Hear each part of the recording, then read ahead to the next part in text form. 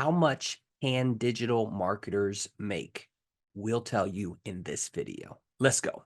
For people watching, you could make starting your digital marketing at nothing. You could eventually get to a point where you're making over $1 million personally. For sure. Wow. For sure. All right, so we are out here in Kaneohe, Hawaii. I have Brett from clickmill.co, a Christian marketing company, and he is going to give us some inside baseball as far as how much marketing companies or marketers, digital marketers can make from starting out all the way to what he's heard in the industry and what other people are making. So take it away, Brett.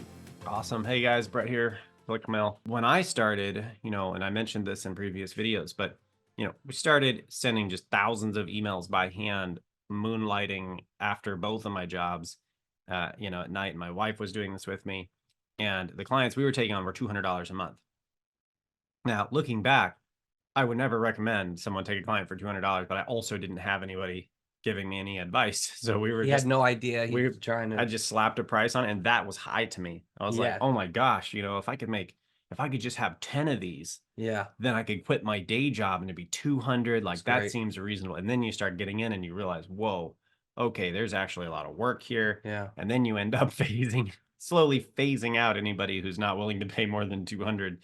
And so there was a transition process because I charged too little in the beginning. In Brett's journey, at the time, he was in Florida, Yep. and then he still felt like he used to live in Hawaii for a period of time, and Mhm. he always felt drawn to go back to Hawaii, Mhm. and so Hawaii is like, what, 3 or 4 times more expensive It's like the most expensive place in the world to than live. Florida. So Yeah. he's just starting out. He got maybe 10 clients at the time. Yeah, we got our And first now 10. he feels like the Lord is still calling him back to Hawaii. This is the sort of, if you are an entrepreneur out here, there is a risk-taking factor in there to, going after it. And Brett definitely embodies that and personifies that. And this is one of the very cool things about having a digital marketing company is that Brett can be anywhere. He was in Florida. He came out to Hawaii, arguably the most beautiful place in the world. Yeah. And now he's starting out at the bottom, but at least he's here in this beautiful place that he wants to be in. So when you start, especially if you start with like no advice, you're getting more advice than I had. Mhm. I knew how to run advertising accounts because I was trained by, these guys that kind of took me in and trained me in advertising, but they didn't know how to run business. They were figuring it out. So I got to watch a little bit, but I didn't have any advice. What you do is you have a whole bunch of time and no money. And as you bring in clients, you get less and less time and more money. Well, in my case, I charged too little.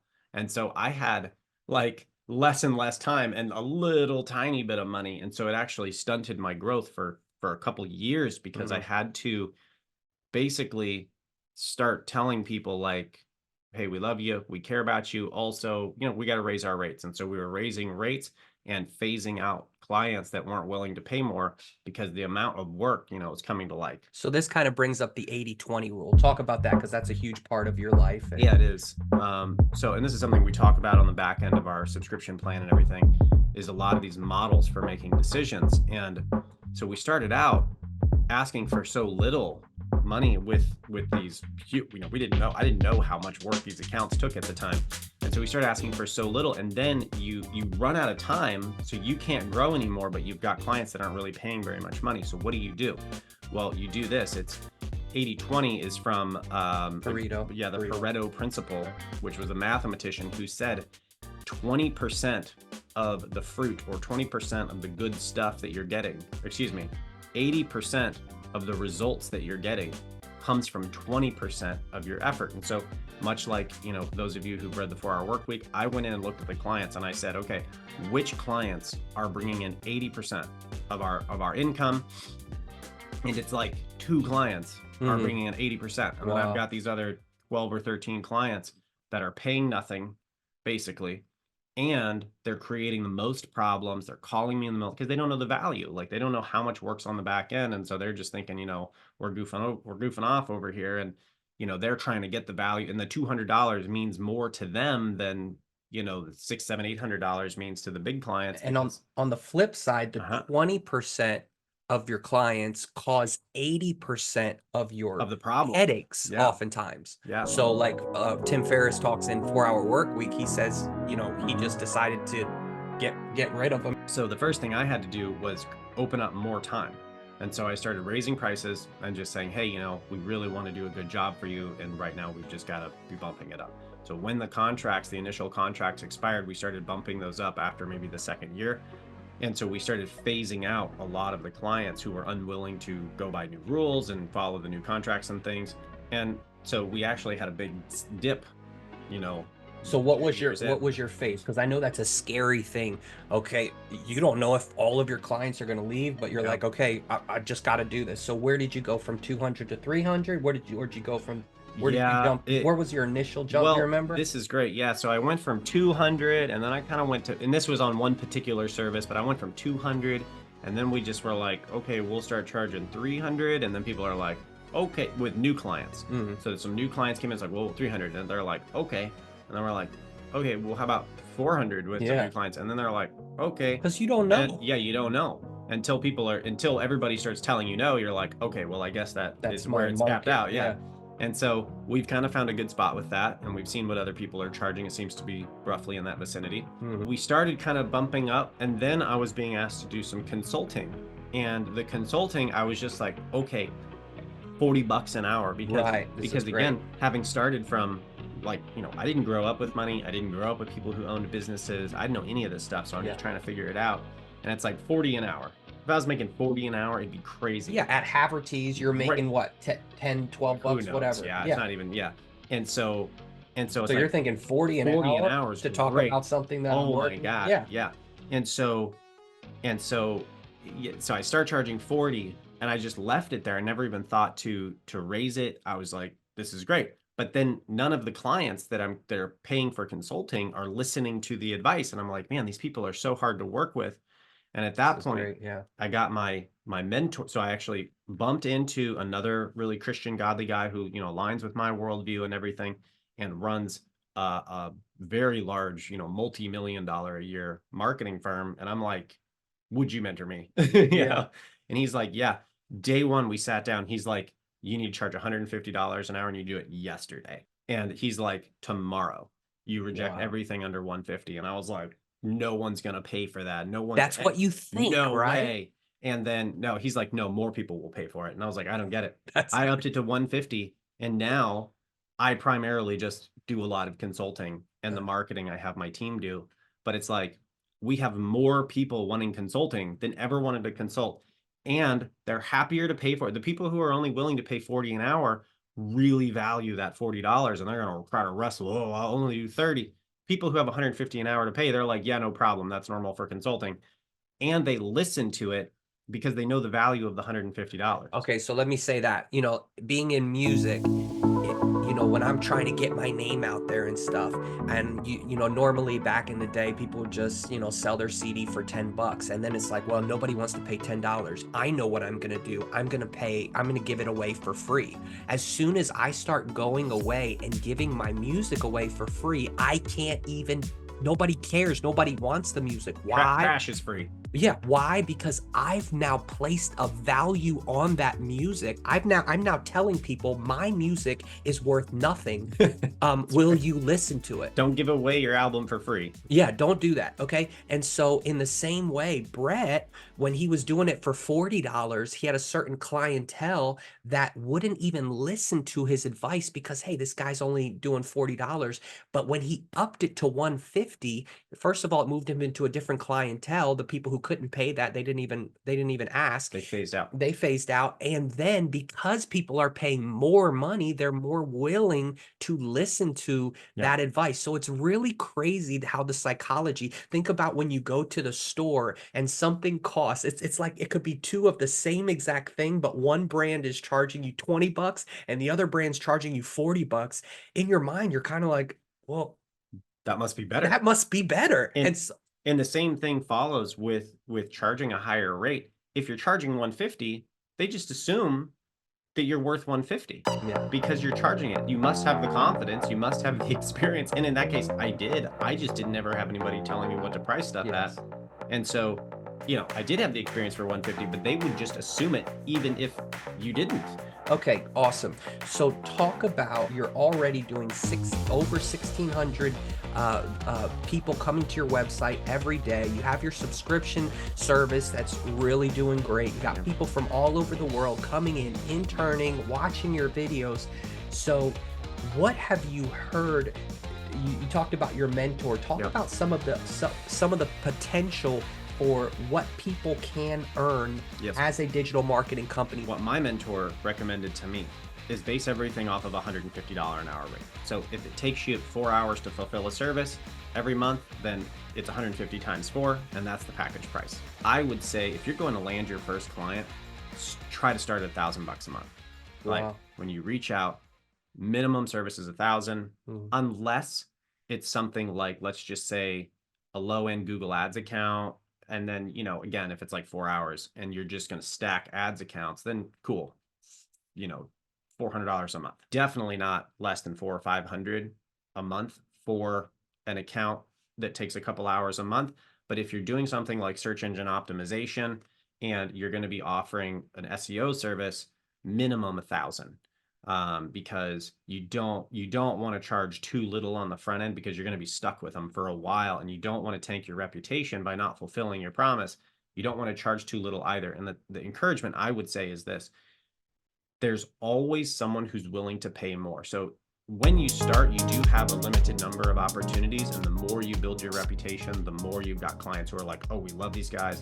Here's some friends. I just had an intern say, hey, are you taking interns? And it's like, yeah, we're looking. And so when people get to know you because you're meeting needs, they'll go do marketing for you. At the beginning, you've got a limited number of opportunities. And so, you do have to kind of take maybe some lower end clients, or, discount a little bit on the front end, but you don't want to do it too much. If you're patient, you will come across at some point people who are willing to pay a little bit more. My mentor takes minimum $6,000 a month clients. And then obviously that's the marketing fees. And so if they're paying for advertising, it's on top of that, and they pay a percentage of that. And if they're wanting extra consulting or training or anything, it's $150 an hour on top of that. And so it can build up very quickly. So, what do we do right now? We're breaking into multiple 5 figures a month, which when I started, would have been like, that's crazy, mind-blowing. Yeah. And also I would say that's actually kind of small fish for a lot of marketing companies. That's kind of beginning. Once you get 4 or 5 clients that are over $1,000 a month, you start moving into 5 figures. So maybe 5 to 10 clients per month, right? And so from the perspective of you're trying to get out of your day job, which been there, I had multiple day jobs, and trying to get out of those and replace it with $2,000 a month would have just been the craziest thing it was. I remember it. Don't get a physical location. Maybe I'll start with that. My buddies that I started with, and they trained me, they had a $3,000 mortgage per month to get a banner over a door. Yeah. Waste of money. Wow. Work from your house, like sit on your couch. It's a professional advice. Don't waste the money on rent.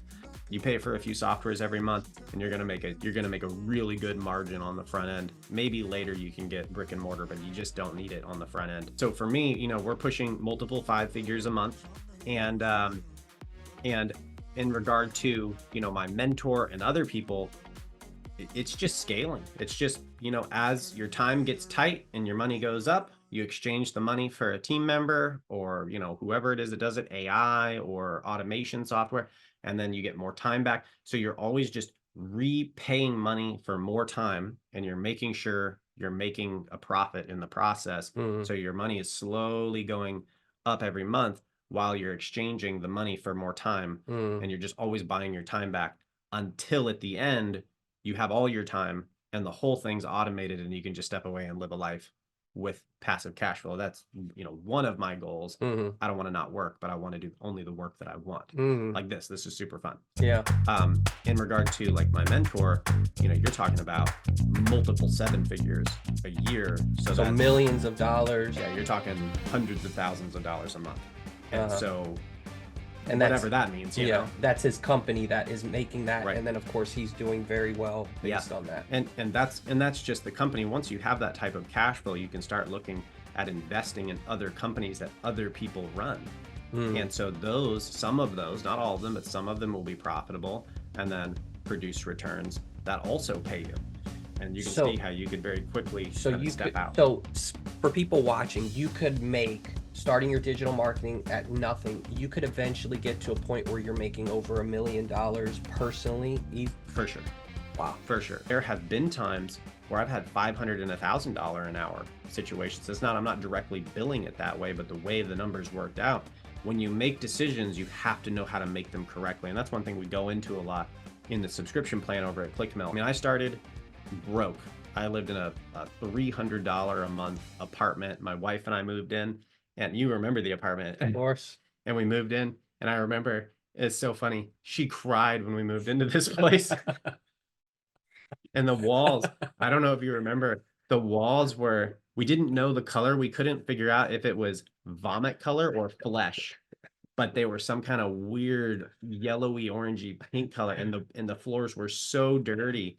You'd slide around on them, and Yeah. we had to I scrubbed for days to just get the floors to not have some kind of film on. It was the worst. Wow. And it's like, so that's where you come from, Yeah. and so you can go from there, and it's been 5 years Yeah. and be pushing. Yeah, we were in that apartment hanging out, and he's pushing his dream. He's going Yeah. after his dream. I'm going after my dream, trying to build, Welcome to Truth or Yep. this platform. And yeah, interesting. So you definitely can, even if you're starting from nothing. I didn't get anything coming out in regard to business or financial acumen. I had nothing coming out of my home at 18, and just figuring it out. And 5 years in, you can be doing probably a lot better than me. Honestly, it took me longer because I didn't have anybody with advice to give it. But once I started getting that advice, it started coming very quickly. And my mentor is 10 years beyond me, and he started himself and built everything. And he's making multiple millions a year. Mhm. And I think the critical element is, can you make the decision, like we've talked about, you and I, is like focus on the 80/20. Yeah. And you for a long time were like, well, it's all just kind of creative endeavor, and I'm just Yeah. going to do a lot of things. Yeah. And that maybe slowed your progress. But Sure. now that you've monetized some channels, Yeah. you're like, oh, I get to do the creative thing and the thing that makes money, and you're Yeah. focusing the attention. And that's a decision. You've cut off the creative Yeah. things that aren't profitable, and you've Mhm. focused on the things that you love and are creative and are profitable. Yeah. And that's gonna grow exponentially because you're just channeling it into Yeah. I think that's a decision making model. So to that end, that's kind of how that looks. And yeah, if you're watching this, there's nothing special about me. There's nothing special about Juke. There's no Wizard of Oz. It's just like some short dude behind a curtain. Like, we're just a short dude behind a curtain. We just put in the reps, and you Bald, short, bald dude. yeah. Awesome. Well, if you want more marketing information, he has a awesome course, compilation of course subscription service over at clickmill.co. So go check that out, link in the description section. And check out this next video. He was talking about, as a digital marketing company, having subscriptions. And we're going to talk about one of those subscriptions right now called SEM Rush. So if you want to know how to do keyword market research, check out this video right here on SEM Rush. We'll see you over there in the next video.